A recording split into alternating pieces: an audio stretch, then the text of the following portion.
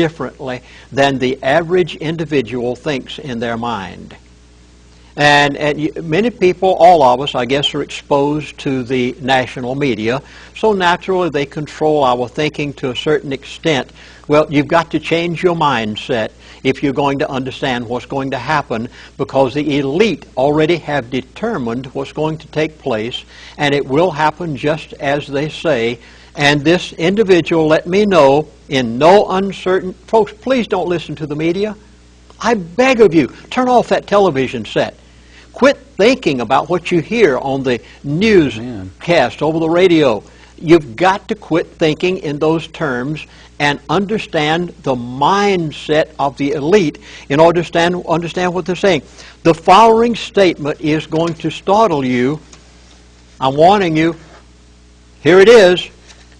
There will not be a shortage of food or water, but. Now you heard the but. I hope you're getting this very carefully. But you're going to go hungry. Now, try to understand this. There will be no shortage of food and water whatsoever. Grocery store shelves full. They had a bumper crop of wheat in Montana last year. The granaries are full. There'll be plenty of bread, but you're going to go hungry. I know, but you've got to think like the elite now. Why? The elite always have a way of doing things the opposite of what the average person thinks. And even though there'll be plenty of food and plenty of water there, you're going to go hungry because you won't have the money to buy it. No, I know this really causes a person to think 2 or 3 times. So let me tell you exactly what's going to happen to you for the next 12 months. I told you you'd be startled. I told you this was going to be different. And just wait a while, and you'll see it happen exactly like they say it. The only way that you are going to be able to maintain your dinner table and your household is to begin some preparation right now. And here it is.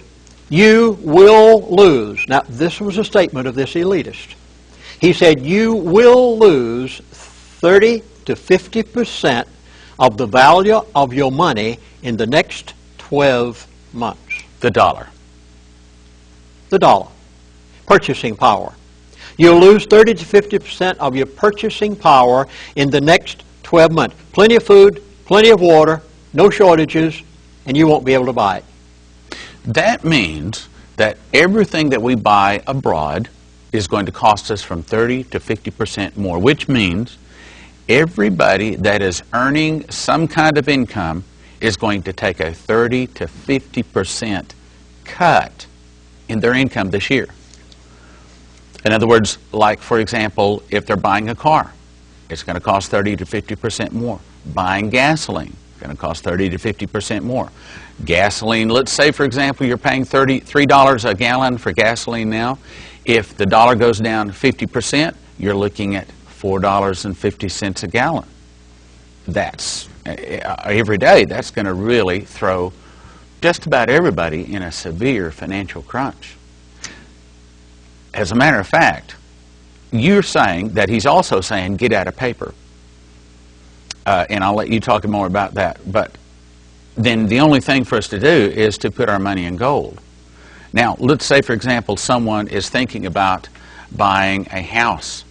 If they buy it now, then they're going to buy it with less inflated dollars than later. It might be better if they were to put their money in gold, say if they're going to buy a house, or say even maybe a car would be a better example. Buy a car, put their money in gold, and then 12, 18 months down the road, when the dollar is worth less, that value has gone up with what they put in gold, they could turn around and buy the car for substantially less and get a 30 to 50% discount on it. So the place to put their money is in gold. I would say, matter of fact, here's what I tell people. I tell people at a bare minimum, you should have a handful of gold and a handful of silver. Now, meaning a handful of gold will buy you a car, and a handful of silver will feed you for a month or so. you don't want to have to go up and say, well, I need a tank of gas, here's a gold coin. That costs $1,500, and that's probably going to be the price here very shortly. So you don't want to have to try to exchange that. Instead, you want to pull out a piece of silver that is probably $1 silver dollar will buy you a tank of gas at that point, maybe two.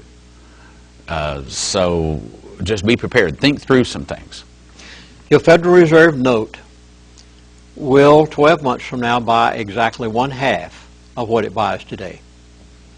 Your retirement funds, your 401k, your Social Security check, your passbook savings, your food stamps, will buy 1/2, 12 months from now, what they do today. He said you will devalue a minimum devaluation of 30%, a maximum devaluation of 50%. See, they don't want to do it all at once. It's going to take approximately a 2-year period to bring the dollar to the point that it's dead. Oh, it is going to happen. He told me that about 6 months ago. He said the dollar will be dead within 2 years. Now, he's saying now, over the next 12 months, you will have a 30 to 50% devaluation.